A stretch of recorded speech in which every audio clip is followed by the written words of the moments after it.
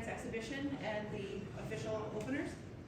Yeah, thanks for coming. Yeah, it was fun. It was a fun night. You know, the guys were really excited. The building had a lot of energy. The students did a great job. Appreciate the turnout there, and then I think the chance to play a game. You know, put the scoreboard on for our guys. And we found out a lot about our group, and you know what I think. Our coaching staff's passion is helping guys improve, and I thought even throughout the game we improved. I thought in the first period we started out kind of what I expected, our hair on fire a little bit and running around. And then we kind of got our bearings at the first 5 minutes, and I thought we were really good even in the second. I know we gave up a few goals, but I thought we really controlled the play. And then in the third, that's been the best period to date for this group, and we're looking forward to building on it this weekend against Bowling Green. Coach, coming into the regular season now, obviously a lot of things are important to get off to the right start for the program, but having 5 of the first 6 games at home, how important is that? And have you talked to the guys about that at all? Yeah, no, I think it's really important. You know, it's important we take care of home ice. You know, we want it to be a tough place to play in, and certainly being able to practice on that sheet every day, it's to our advantage. And so for sure, I also think there's value when you have a group of guys that are, you know, we got 12 new guys getting on the road too. So playing that second game in Bowling Green will be good for us to get on the bus.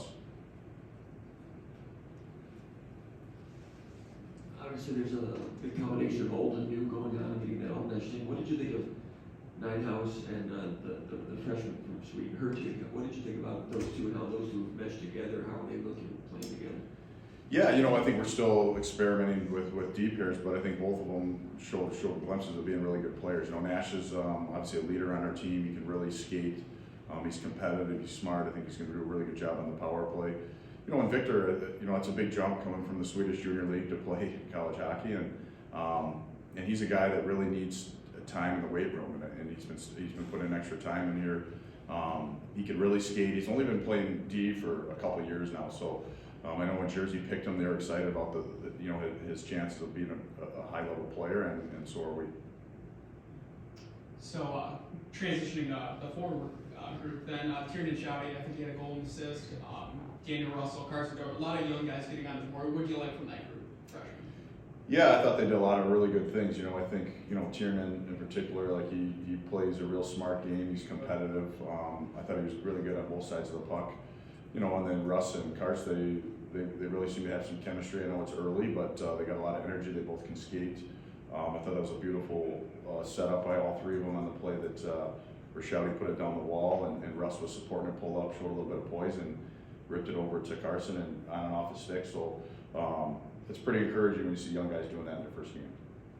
Back in the back, how much evaluation do you take from games over practice? Like, what's the balance of evaluation from a game, a real ice game, to just a normal practice day? Yeah, no, I think, you know, practice is, you're setting up to be competitive, and I think there's a lot of times it's hard to create separation in practice, but I think when you play a game, you start to see some separation, you know, and so I thought as the game went on, we found out more about our team, you know, and then same thing going into Bowling Green this weekend, we're excited about that.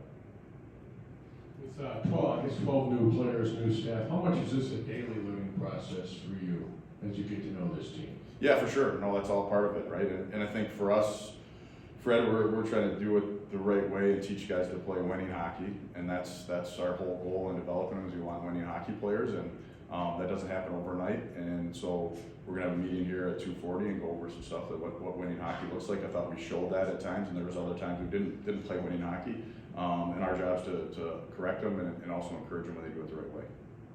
A guy like Miro obviously brings a lot of experience from Lake State. Just what kind of value are you expecting from him to put on the program this year? Yeah, you know, Miro's a guy that does it right every day. You know, does it right in the classroom, does it right in the community. He's ultra prepared. His teammates respect him. It's not about him, it's about the team. And I think when, again, you're establishing a culture and a foundation of what you want to do, that I think he's a great example for our guys to look at.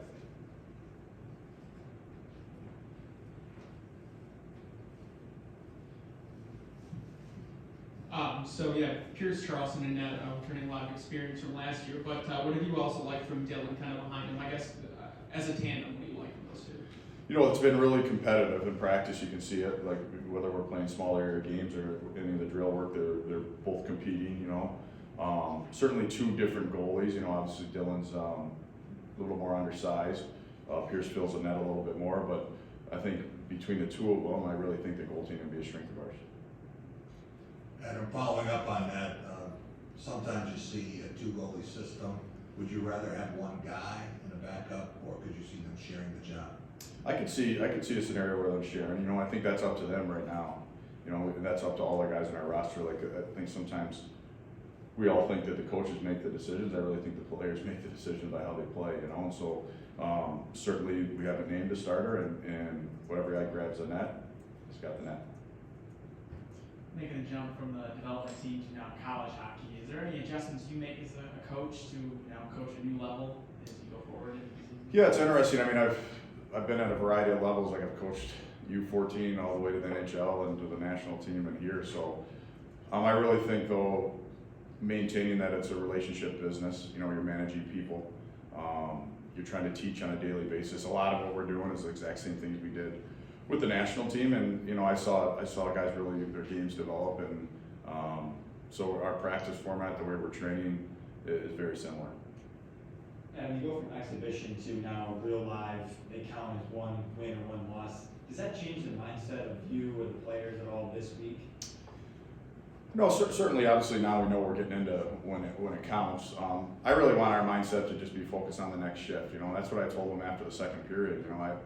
I'm never judging on the scoreboard. I don't want to be a scoreboard coach, and I don't want us to be a scoreboard team. Because I do think, especially in the game of hockey, you can not play your best and win, and you can play your best and lose. And we want to play to a higher standard than that and be in our best version. So right now, our focus is on having a great practice today, and then when we get to the game, that first shift, we want to make sure you have a good shift.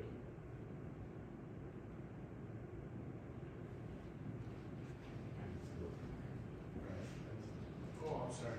Just wondering, coaches talk a lot about improvement between game 1 and game 2. Now that you have a game tape to look at, does that make this week a little more interesting because you have something to fall on rather than dozens of practices? No, for sure. I think the game tape is very valuable. We can, I think there's some of it, our job as coaches to filter out. Some of it is playing your first game, so some mistakes are going to happen.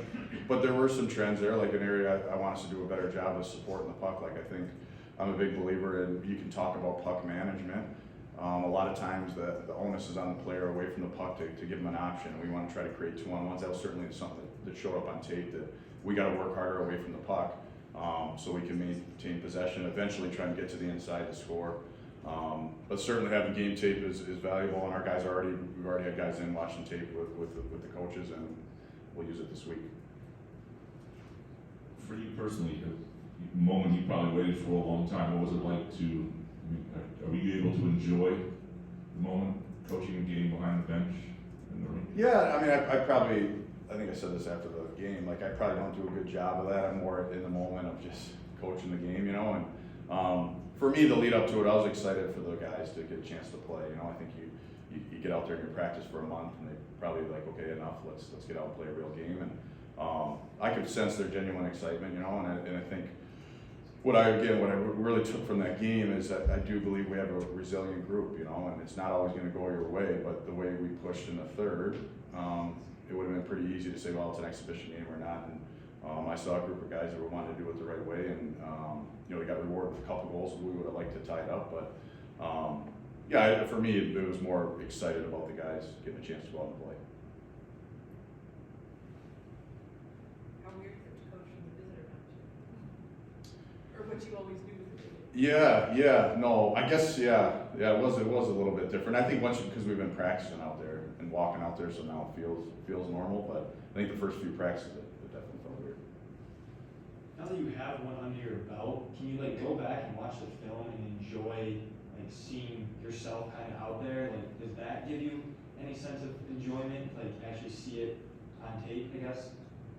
Yeah, I guess I don't look at it that way per se. I'm super appreciative of the job and thankful for it and humbled for it, but I just think we, as coaches, have a job to do, and it's always about helping the players. And I guess I never really thought of it that way, to look back and enjoy it. I certainly am enjoying it. I'm having a ton of fun coaching it, and I do think practices for coaches are really where it's at. It's a ton of fun helping the guys improve their game, and then when you get out in the game, it's their turn to go out there and show what they've learned.